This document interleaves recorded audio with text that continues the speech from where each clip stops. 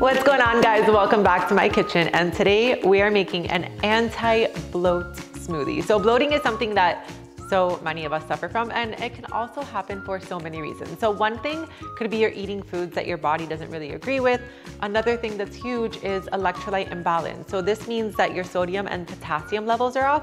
So when you have too much sodium, what you want to do is balance that out with potassium-rich foods to again help with that fluid retention. Another reason is sometimes you're actually dehydrated, and I know it might seem counterintuitive to be holding fluid and try to intake fluid, but hydration is key. So when you hydrate, it's actually gonna help you expel that water. Now, I don't just mean any fluids, so Gatorades and sodas and things like that are actually gonna have more sodium, which is not gonna help you. So we want what? Water, and the best thing about it is it's free. But this smoothie is going to contain ingredients that are going to help you when your stomach is feeling upset, kind of bloated, lethargic, and that type of thing. So first thing we have for this smoothie is we have a banana. So we're gonna take one banana and add that to our blender cup. Bananas are high in potassium. And remember what I said? We wanna balance out when our sodium is too high with potassium-rich foods. So banana is gonna be one of those. So I am just gonna take one whole banana, add that into my blender cup. Now, another thing we're gonna add is we are gonna add 1 cup of pineapple. So pineapple contains something called bromelain. Bromelain is an enzyme that is a natural enzyme, and it actually helps you break down proteins. So I am gonna add a cup of this. You'll notice that my pineapple is frozen. So you're probably wondering, why isn't she using fresh fruit? Well, I like to have frozen fruit because it keeps longer, and to be honest with you, frozen fruit can actually be better just because it is actually picked right when it's at its ripest and then frozen, versus sometimes fresh fruit is actually picked before it's ripe because it has to make its way onto the truck, to the grocery store, and by the time you get it, it actually wasn't picked when it was the ripest. So frozen fruit, totally okay in my book and great to have on hand. So we have 1 banana, 1 cup of pineapple. Now we're gonna go ahead and add, a 1/4 of a cucumber. So cucumbers are extremely hydrating. You guys can peel off the cucumber if you'd like. I'm just gonna add it whole because I don't mind that too much. So again, I'm just gonna dice this up a little bit into chunks and add it into my smoothie.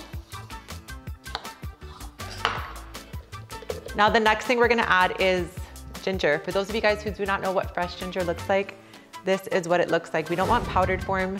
We want it to be fresh. Now, ginger is a natural anti-inflammatory and a digestive aid.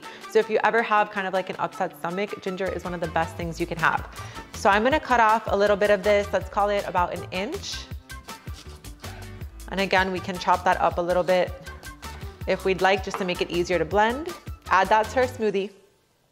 And then the next thing we're gonna add is a cup of coconut water. So coconut water is also rich in potassium, just like bananas, and it is also very hydrating. Now, I'm personally not a fan of coconut water on my own, but for this smoothie, it really does add that refreshing little taste. So we're gonna take a cup of that coconut water, add it straight into our blender. And then last thing, totally optional, but for me, it's a yes. I am adding 2 scoops of my green powder. I am gonna put the link to this green powder on the little description so that you guys can grab it. It does have a 100% money back guarantee. This thing has the kitchen sink in it. So if you're someone who doesn't get enough fruits or veggies in, this is perfect. It has a digestive enzyme complex, it has a probiotic complex, it has fiber. So a lot of times, sometimes digestive issues also come from not intaking enough fiber. So this is gonna help you get into it. So I'm gonna go ahead and add 2 scoops of this. Again, you can totally make your smoothie without it. And then another thing you guys can do is, if you wanted this to be kind of like a complete meal replacement shake, you could also add a scoop of protein to this as well. But I'm gonna make mine just with my greens. Then all we're gonna do is blend that bad boy up.